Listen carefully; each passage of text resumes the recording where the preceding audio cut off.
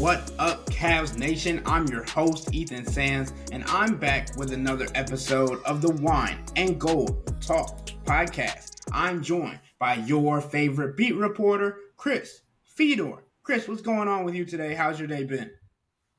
Day's been great, man. How about you? Been getting down, getting busy, just trying to keep up with everything going on in the NBA, WNBA, and also things surrounding the Olympics for the 2024 Paris Games.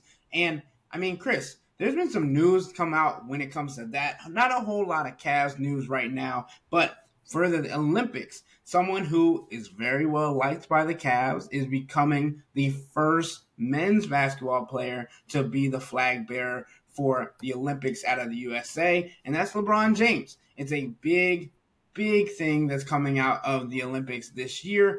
Obviously, there are several women that have done it on the USA team for the women's side, but LeBron James, a guy that may be termed as Captain America for what he's been able to do for the USA on the men's basketball team. What do you think about this momentous occasion for him?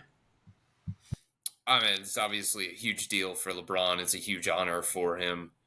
You're right. Like, if you think back to history and you think back to some of the great Olympians of all time, for other Olympians that are there in Paris, going to Paris alongside LeBron, for them to nominate him and to see his greatness and give him this kind of honor, it's a once-in-a-lifetime thing. And it's hard to say that anybody is more deserving than LeBron. He's one of the greatest athletes in the entire world. I think he is going to have to play extremely well for Team USA if they're going to win a gold medal, given the competition that is a little bit more stiff than usual these days, given all the NBA players that are playing for these international teams. So I think it's, there are so many things that he has accomplished throughout the course of his career, and it's hard to start ranking them in terms of importance, in terms of magnitude. But to see this megastar from Akron, Ohio, carrying the flag for these Olympics in Paris, given everything that surrounds these Olympics, I think it's a massive, massive honor for LeBron, and it's a massive accomplishment, and he definitely is deserving of it.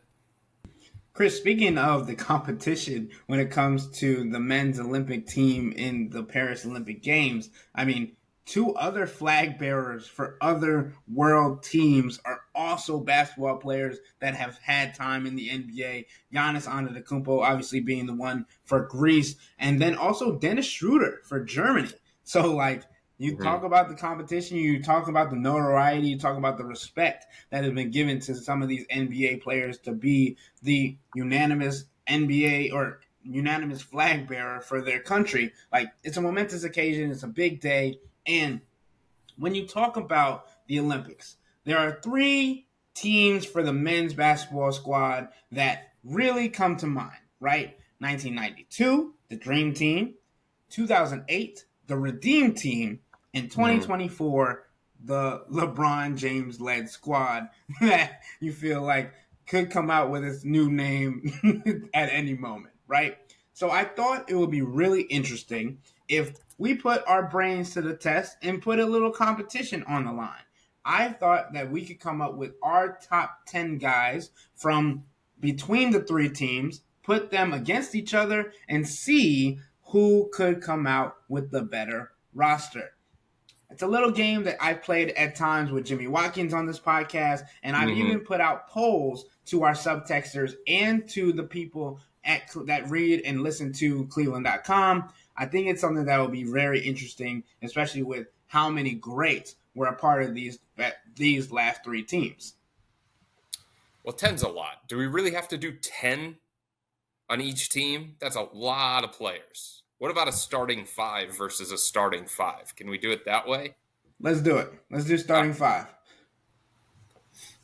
And I will let you have the first overall pick, and we're picking just from 1992, 2008, and this year. Yep. Got it. 2024. So those are the three teams. Correct. First pick. I'm taking LeBron. I do not care. Like, there's a conversation I think to be had about Kevin Durant. Kevin Durant is the leading scorer all time in Team USA basketball history. There's a conversation, obviously, to be had about Jordan. Duh. But I think in this kind of competition, LeBron's versatility, LeBron's ability to play 1 through 5, LeBron's ability to do everything that he needs to do offensively and defensively, I give him a slight edge. And I'm a little bit biased when it comes to LeBron, given that I watched his career so closely. And he's the kind of guy who we have seen this time and time again, Ethan, that when it matters the most, when the stakes are the highest, few people are better in that kind of environment than LeBron. So if I'm taking the first pick, I think there's an argument for Kobe too, by the way. But if I'm taking the first pick, I'm taking LeBron.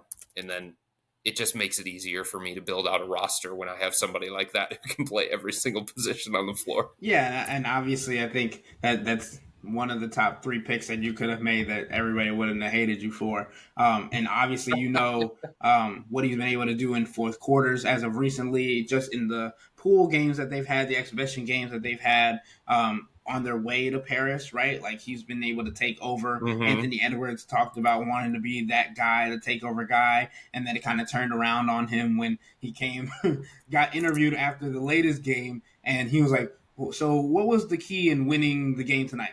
LeBron James. Yeah. LeBron James. So now, because I really did think you were going to go with Jordan, and I got my little list here of picks. And I think it makes it hard because I want to go between Jordan and Kobe, but I'm also thinking about Magic Johnson because of who's going to guard LeBron, right? And it's very hard because I'm putting it into the scenario of these teams are going to go up against each other.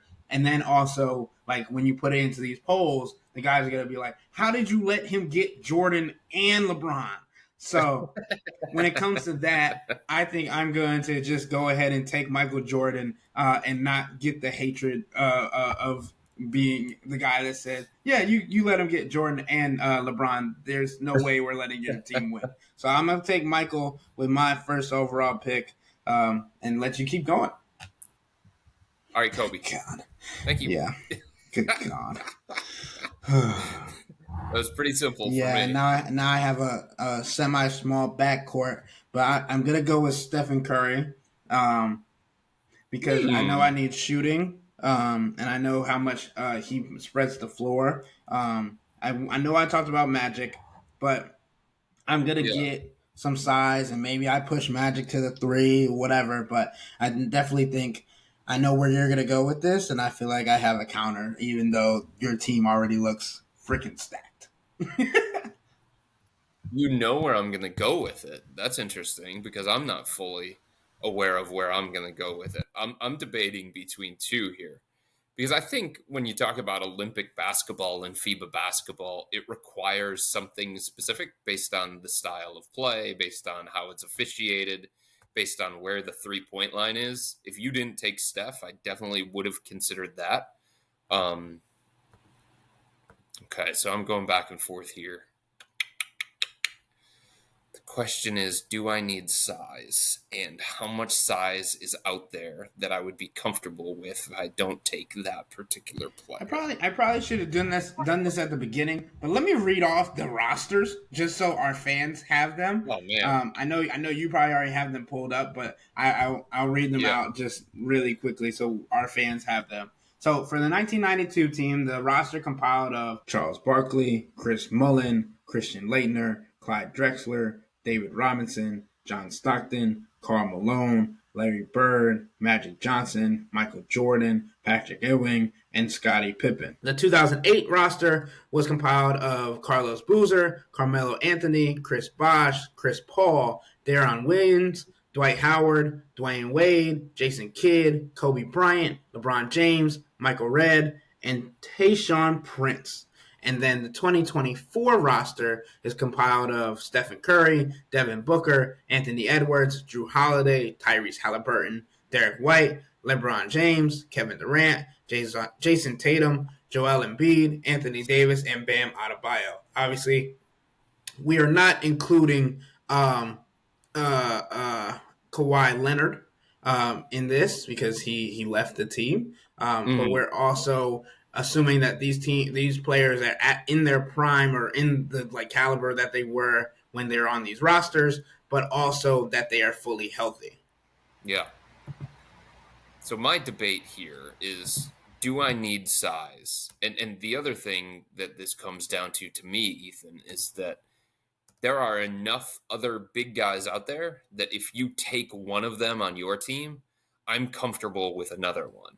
Right? I'd be comfortable with Dwight Howard. I'd be comfortable with Anthony Davis. I'd be comfortable with Patrick Ewing. I'd be comfortable with Karl Malone, David Robinson. So I just don't know that there's like one of those guys that separates themselves so much that if I missed out on that guy, I wouldn't be able to put together a center that could combat yours. So I don't think I have to go that direction. I think I can wait on that. And now my debate, I don't want to give it away because I don't want you to take him if he lasts one more. All right, I'm going to take KD. That's what I thought you were gonna do. That's what I thought you were gonna do. I'm not that Um, predictable. no, but I've been around you for almost 82 games and it's great. So, um, where do I go now? Because I feel like if I don't pick a small forward, you're gonna pick him, and then we're down to the center position and power forward position.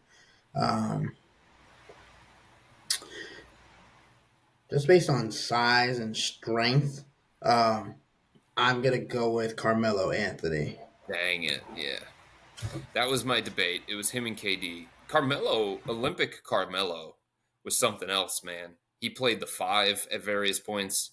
It's a little bit different now when you're talking about Team USA's makeup and what's required because of some of the international bigs that they have to deal with. But Carmelo downsized and played the five. He played defense for Team USA. He was in a different kind of role, and it was really, really fun to watch him thrive in that kind of environment and in that kind of role. Um, so I think that's a really good pick. And if you didn't take Carmelo, I probably would have taken him and just built a whole team of wings and been fine with it. So the Boston Celtics. Yeah, something like that. All right. So it's my pick. Question is, do I have enough outside shooting? I mean, Kobe can shoot it. He's not a sniper per se, but he can shoot it. LeBron can as well. KD obviously helps with the shooting piece of it. I like size. I like versatility, especially in this kind of environment. I don't really need a point guard because I've got LeBron already on this roster and he can handle and Kobe can handle and KD can bring it up if they need to. So I don't know that that's a necessity. You took Steph. I don't know. Here's the other question. Is there anybody left on this Team USA roster for 2024 that's worth taking at this point? I don't know. I keep going back and forth on that one. I mean, we got LeBron, we got Steph, we got KD. Do we just leave Jason Tatum out there? Do I go with a bulldog like Drew Holiday and just be pesky as can be on the defensive end of the floor? Do I go with AD?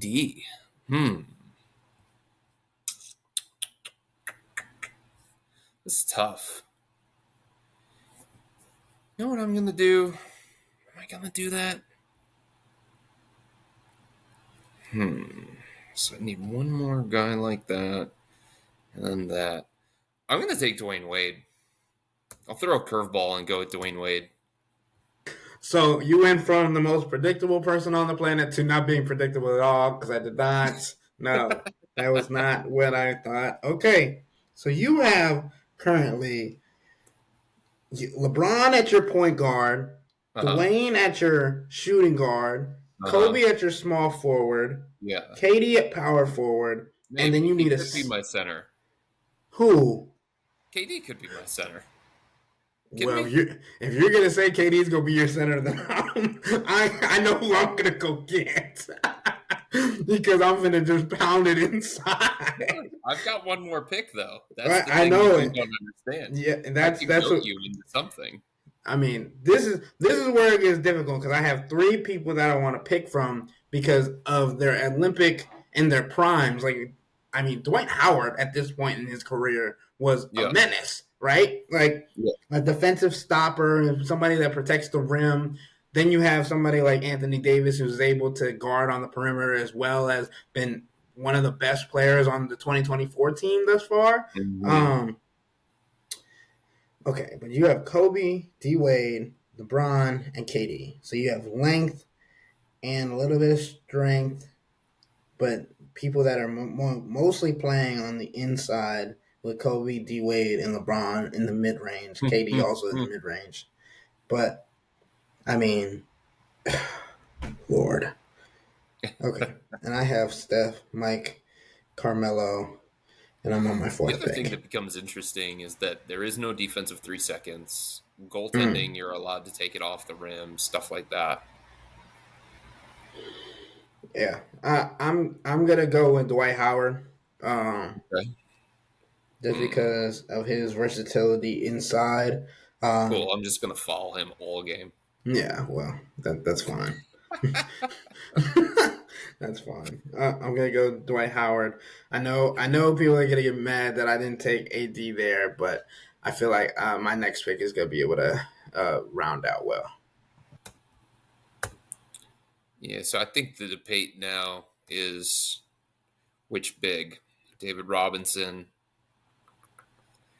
Ken Charles Barkley. Can I get away with him? He was great. Man, for that team in 1992, he was awesome. Shot the ball well, stroked it from deep, bunch of rebounds. The leading scorer of that team, by the way, he scored more than Michael Jordan in those Olympics. But can he handle somebody like Dwight? He's a little bit shorter. I mean, he's strong enough, probably. So hard to compare eras. Maybe I go with Christian Leitner and just put a cheerleader on my starting five. That is that is one of the most bizarre appearances of any player in Olympic history. Like that is one of the premier teams that Team USA has ever assembled. And it's all of these stars, it's all of these MVPs, it's all of these future Hall of Famers, and then Christian Leitner. Do I go Ewing? Do I go Robinson? Do I go AD? AD is such a good Olympic type player. He's had so much success. Do I think about Chris Bosh? Space it a little bit.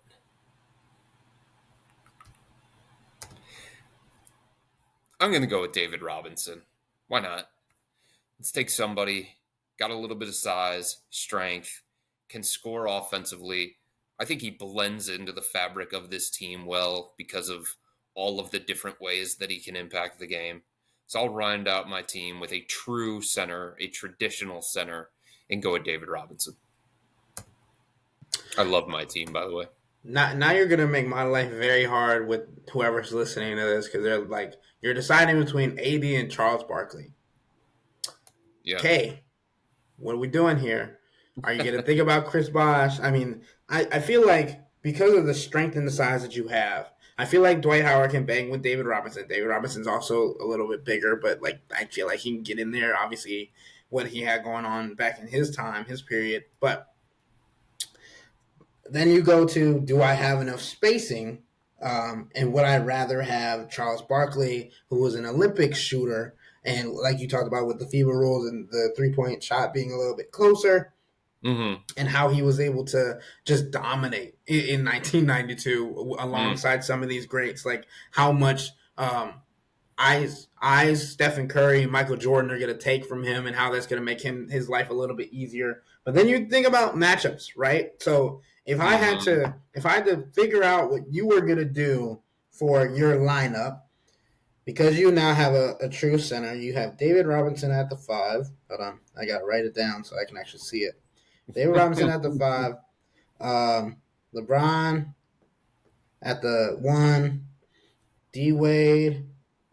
At the 2, Kobe. At the 3, and Katie at the 4. And currently, I have Steph, MJ, Carmelo, who can play the 3 or the 4 in this case, and Dwight Howard.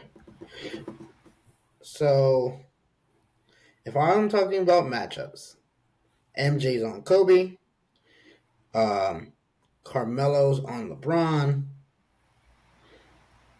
Steph is on D Wade, Dwight Howard's on David Robinson. Who's checking AD? Or who's checking KD? That's the question. And I think the best answer in this scenario, because we know of how prolific of a scorer he is, for me, it would have to be Anthony Davis because of Okay. his ability on the perimeter, his ability to guard someone with a little bit more quickness than him, Yeah. his reach, and also just how much he can terrorize the boards after getting off. So I think that's a good lineup. So I got Steph, MJ, Carmelo, AD, and Dwight Howard to your LeBron, D Wade, Kobe, Katie, and David Robinson, which is a nasty lineup, by the way. Thank you. I try. I like your team too. We got to be honest. I mean, the AD thing was definitely a wrinkle. Somebody that I considered multiple times. I didn't think that you were going to go AD and Dwight, but I think if there's a place that it works, it can be FIBA. Look at what the national team is doing with Bam and AD. I don't have the numbers. I don't know if they do these numbers, but I would think that Bam AD is probably one of the more effective two-man groupings that Team USA has used throughout this exhibition season or this tune-up season for the Olympics. And I would think that Steve Kerr would lean on those guys a lot as they continue this run toward a gold medal. Obviously, that's the goal.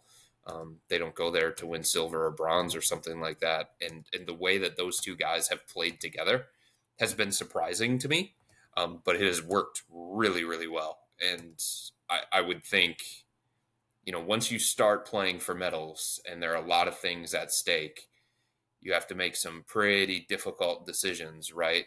And I wonder if Steve Kerr is willing to go away from Joel Embiid, who hasn't been great during this tune-up, and doesn't seem like an ideal fit with this team.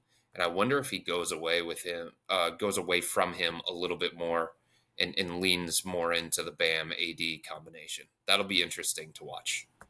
For sure. And I mean, they've talked about how they like Joel Embiid in that lineup and in the Mm-hmm. beginning, like how he has been able to mesh with guys like Stephen Curry and LeBron James, obviously.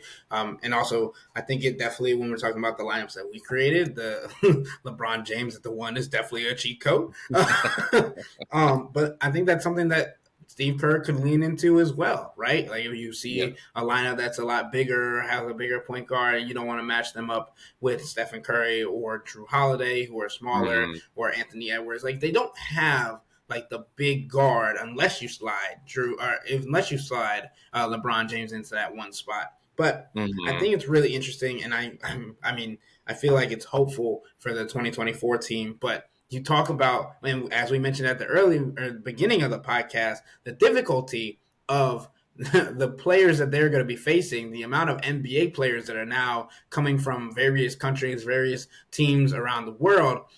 I mean, the Dream Team in 1992 faced under 10 NBA players, Right. right? Right. Now, this 2024 team is going to face over 50, nearing 60. Like, Right. that's a very, very difficult bracket. Whoever you play, you look at the Canada team from like who they got over there: Shea Gilgeous, Dylan Brooks, like all of those guys, Jamal Lou Murray. Dort.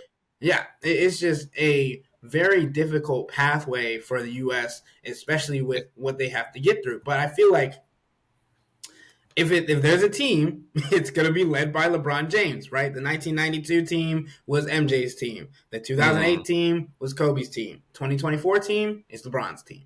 And I Yep. feel like that's kind of been the ascension that you kind of wanted to see, especially when LeBron was on the 2008 team and was able to Oh, that's a good question. Which LeBron are you having right now on Doesn't your matter. roster? Yes, it does. It No, it does. doesn't.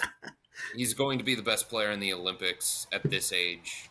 If it was LeBron from the redeemed team, he would be the best player in the Olympics anyway. I mean, that's the thing. Think about that. I know that Jokic is there. I know that Shea Gilgeous-Alexander is there. I know that Wemby is there for France. But LeBron, even at this age, I think he's going to be the best player in the Olympics. I think he's the most impactful player that you can bring to an Olympic setting. So it doesn't really matter which version of. I'll take either version of LeBron because the LeBron from 2008, obviously, that's more prime LeBron. He's got more hops. He probably has a little bit more speed. He probably has a little bit more athleticism, maybe not as much touch, as much good from the outside in terms of reliability as a shooter. But either one is a great player and would be the best player going to the Olympics this year. So I'm fine with that. Which one do you want to give me? I'll take I'm either a, one. It's funny because I remember all of these commercials that LeBron used to do. He's like, "Which LeBron am I playing? If I'm playing like the younger version of myself, I would kill him because I know so much more than whatever." But also, that younger version of me would be just dunking the entire time. Right. I mean, we Yeah. see the reverse dunks and things from LeBron James now. Sure, they don't have the same hammer, but he's still throwing them down, right? Right. Which one would I want you to have? None. Like, if I had my pick, right? I Yeah. like we had to. I remember when Jimmy and I were doing like rankings for something or whatever it was. We have to come like usually take LeBron out of the list because it makes it unfair. I think we Yeah. did. We created teams. Actually, I have it on this page. Top 10 Cavs best draft picks, right? So we made starting fives of draft picks that the Cavs had, and like you have to leave LeBron off the list, or the it gets skewed. Like you can't play against a LeBron led team like that. So, but now, Chris, comes the tougher question, right? We talked about 1992, 2008, 2024. Which is the best team on paper? Because we can't say as of right now what 2024 has done when it comes to medaling and stuff like that. But before the Olympics, which team is best on paper? For me, I would have to go with the Redeem team. Yeah, I was going to say that one too. And this doesn't take anything away from the 92 team, but the level of competition is just so different. And it's really, really hard to make that kind of evaluation. At the very least, when you talk about the Redeem team in 2008, it's a stacked roster to begin with, right? Jason Kidd's on there, LeBron's on there, Kobe, Dwight, Chris Bosh, Chris Paul, Carmelo Anthony, the list goes on and on and on. But it's like they beat pros. That Spain team that they had to beat um, in order to win the gold medal. And that was an awesome game, so competitive. But that Spain team that they had to beat, think about all those guys. Ricky Rubio was there. The Gasol brothers were there. I believe Rudy Fernandez was there, who spent some time in the NBA as well. So there were just more pros that they had to battle with and test themselves against, not just in the gold medal game, um, but along their path to getting to that point. There were pros along the way. Argentina had some, obviously. Australia, I think, at that point in time, might have had one or two. So I just think that team, that Redeem team, was tested in a different kind of way, and the level of competition was very, very different. That for me, for them to go through that path that they had to go through to get to the gold medal, that was a little bit more impressive than 1992 beating like grocery baggers and accountants and plumbers. Obviously, I'm exaggerating, but it just didn't have NBA talent at that point in time. And the vision all along, if you talk about the last couple of decades from the late David Stern, was to make this a global game, to expand internationally. And all the evidence that you need that has happened is what Team USA is going to be facing this year. I don't think either one of us would take the 2024 roster. I think there are legitimate flaws to that roster. I think the level of competition is deeper. I think that the thing that could separate Team USA is the number of NBA guys that they have on the roster and the depth that they have when they go to their second unit, when they start mixing in their bench guys. That's where they should theoretically be able to separate themselves, because it's still not at that level when you talk about Team Canada, when you talk about Australia, when you talk about France and some of these other teams that Team USA could face. But it's a lot closer. The days of USA basketball just rolling through the competition, and not even breaking a sweat and beating all these teams by double digits or 20 or 30 points. Yeah, I mean, that's not the reality of Olympic basketball these days. So this 2024 roster is going to have its hands full just to win gold. I would not be surprised if they lost a game in the group stage. I don't know who it would be against. They did get a relatively favorable draw considering some of the other ones, but I would not be surprised if they got a quote unquote wake up call during the group stage, and that helped them along the way, while also making some people in the States a little bit nervous. 100%. And I mean, you think about how much more difficult the pathway is now, right? You mentioned it, and how these teams are now compiled of NBA players, right? There was the controversy or the statement made by Noah Lyles that was like, hey, why are these guys that win the NBA championship calling themselves world champions? They Mm-hmm. won in the States. They didn't Mm-hmm. win overseas or anything like that. They won in the NBA. They're not world champions, they're NBA champions. Mm. True, but when you think about the competition growing, it's majority because of the players coming to the NBA and then going back to their home states and being competitive in that right.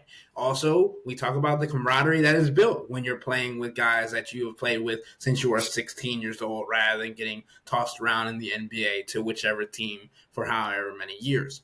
But Mm-hmm. Chris, a portion of this conversation made me giggle because I was doing my research on these different teams and trying to put together my lineup and guess what moves you were going to make to counter them before this took place. And I'm looking at the 1992 roster, and obviously you think about the 2028 games coming to LA in after Paris, right? The last time the games were in the United States was 1996 in Atlanta.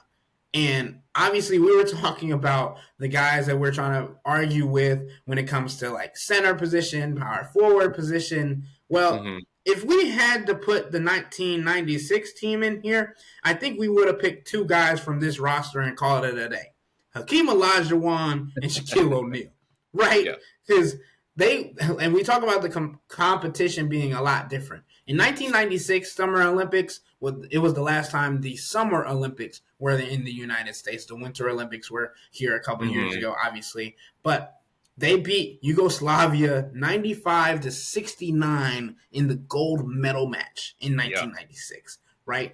You aren't beating a team with Shaq and Hakeem on the same team. I'm sorry. Like, shout out to Charles Barkley, David Robinson, Gary Payton, Grant Hill, Mm-hmm. John Stockton, Karl Malone, Penny Hardaway, Mitch Richmond, Reggie Miller, Scottie Pippen. Sure, you Mm-hmm. did what you had to do, but at the end of the day, give the ball to Shaq and get out the way. Give the ball to Hakeem and let him do the dream shake on somebody that doesn't even know what that is. Like, there's levels to this, right? And obviously, we talk about the teams that we've created. I'll make a poll for it for our subtexters and see who gets the better vote for these things. But I think it'll be interesting. And obviously, I hope they listen to this podcast before they just look at the poll and they're like, how did they leave this person off? How did they do this? But there was a method to our madness, right? That's Yes. what we have to do on every podcast when we discuss all-time greats, all-time rosters, and players that go down in the Hall of Fame, right? Yeah. Somebody's going to get left off. Somebody's going to be upset, whatever it may be. But we're going to have to see how those things pan out. Yeah, Chris. I mean, I was looking for a specific set of skills, as you can tell. Like, to me, one of the thing that matters so much in today's NBA and in today's basketball is just versatility, switchability. And if you think about, LeBron being able to downshift to center at various points, that gives me a distinct advantage. When you think about KD and the size that he brings to the table combined with his shooting, I think that gives me an advantage. I think my team can switch 1 through 5. I think you can put any of those guys in different positions. Even David Robinson, I think, has enough mobility and agility and athleticism to be able to guard out on the perimeter just like he can in the paint. Like, he doesn't have the same level of athleticism as like LeBron and Carmelo on your team, but David Robinson can certainly hold his own out there on the perimeter, I would think. And part of the reason why I took David Robinson to round out my roster is because before I made that pick, you took Dwight, and I kind of needed to combat that. But for the most part, I was looking at versatility, switchability, and an ability to play a bunch of different positions. And I feel like I got that in my starting 5. I mean, for me, it's more like I let Jimmy go first in the other rankings as well, in the other team building. I kind of like gathering teams defensively, kind of, because you get a sense of what you're going to do and kind of put together a group that you feel like can come back, like you said with the move that I made for Dwight Howard. I mean, you get guys like Steph who can shoot the lights out of the ball. Then you got guys who set some of the hardest screens in the NBA and possibly in the Olympics with Carmelo Anthony. Like, that's going to be a dynamic screen. Then you also think about maybe a potential double screen with AD in the post, setting up Dwight Howard for a lob. Like, and then you can't, like, obviously you have people that could potentially guard MJ with Kobe Bryant and LeBron and potentially D Wade, but like those guys model their games after MJ. They got to face the real thing, right? Yeah. And then when you think about AD and his positioning in the paint, he's probably going to be able to bully KD in the post a lot while also maintaining his ability on the defensive end. So I feel like I was mixing and matching pieces, trying to figure out where advantages I could find against your team while also building a team that just made sense when it came to camaraderie. That's the one reason I was like a little surprised that you didn't go with AD when you had the chance, because I was like, LeBron and AD on the same team, they've been doing it, and they've been showing that kind of chemistry could show why the Lakers could still be in contention in the playoffs this coming season and until LeBron retires. I was also very, very close to taking Larry Bird, and I just didn't know exactly what to do with that one. Because I think if there is a weakness on my roster, at least on my starting 5, it's the I don't know that I have enough shooting for my liking. And if I was to put together the remainder of the team, I would probably load up my bench with more shooting so that I can mix and match, and so that I can find a way to kind of offset that. So I would look at, Chris Mullin. I would look at Larry Bird. I would look at, I don't know if I would look at Michael Redd per se, but he had a pretty important role on that Redeem team, I thought, as one of the few shooters that they brought on that roster. But I would look at more of that particular skill set because, I think LeBron can obviously make FIBA level 3s. Same thing when it comes to Dwayne Wade, and same thing when it comes to Kobe. And they did during that run in 2008, but they're not necessarily snipers per se. Nope, but so here I want to show you how much I predicted when it comes to these lineups, because I gave myself a minimum of 2 options for each position, and then I gave myself some wiggle room because I didn't know if we were going to go 8, 10, or whatever. I had a feeling you were going to ask to do 5, so I had that listed out, and I had the other lineups on the side just in case I needed to add a couple players. But here's what I had predicted were going to be the picks for all the positions. For point guard, it was going to be Steph or Magic. Shooting guards, it was going to be Kobe, Michael, or D Wade. Small forwards, it was going to be LeBron, KD, Larry, or Carmelo. Power forwards is going to be Charles Barkley or Karl Malone. Centers, it was going to be Anthony Davis, Dwight Howard, or David Robinson. I think I did pretty good. You slept on Chris Mullin, though. He was so good for that 1992 team. Fair. Fair. I did sleep on him. He's definitely a smaller name when it comes to the players that we have already listed, but Yeah. he still has his role. And I mean, we talk about on the Cavs a lot. Sometimes you need a specialist. That's Sometimes what you need your Sam Merrill off the bench. So that's what I'm saying, man. Like put him at the FIBA 3-point line, and that becomes essentially a layup for him. That's the same thing about Steph for you. That makes him awfully dangerous in this kind of environment. I think we're going to have some really big Steph games as we go through the Olympics, which start this weekend. I think Steph, obviously, Steve Kerr is going to lean on him greatly. Steve Kerr has a built-in trust there. And I think Steph has been waiting for this moment to play in the Olympics alongside LeBron. And he's going to get so many open looks because of the guys that he's going to be playing alongside. And that 3-point line for him, yeah, man, I'm excited to see some explosive Steph scoring nights. I yeah, wouldn't I be mean, surprised. I wouldn't be surprised if he actually led Team USA in scoring throughout this whole thing. I think LeBron's going to be the best player. I think LeBron is going to have a strong case. If I was betting this on like DraftKings or FanDuel or something like that, I would bet LeBron to win MVP of the Olympics. But I think Steph has a chance to lead them in scoring. yeah, I mean, kill a couple birds with the same stone, right? Steph gets to play in his first Olympic Games alongside the player that he's been waiting to play against for his entire career, right? Like there have been multiple rumors Waiting to that play with, you mean? with, when I Yes. say against, Yeah, you yeah, said against. They've done well, that enough. too much, too much. With sorry, it's already ingrained in my brain. Cavs, Yeah, Warriors, right? But yeah. no, LeBron and Steph playing alongside each other has been rumored to be a situation for years, right? But now they finally get to do it, test it out. Maybe they're a little too late to do it in the NBA, but it's definitely something that you're going to want to see. It's must see TV, obviously. Probably the last time that LeBron and Steph will participate. It's also 12 years since LeBron participated in the Mm. Olympics. So it's going to be a lot of fun, right? We're going to get to see some of the best basketball that we've seen all year.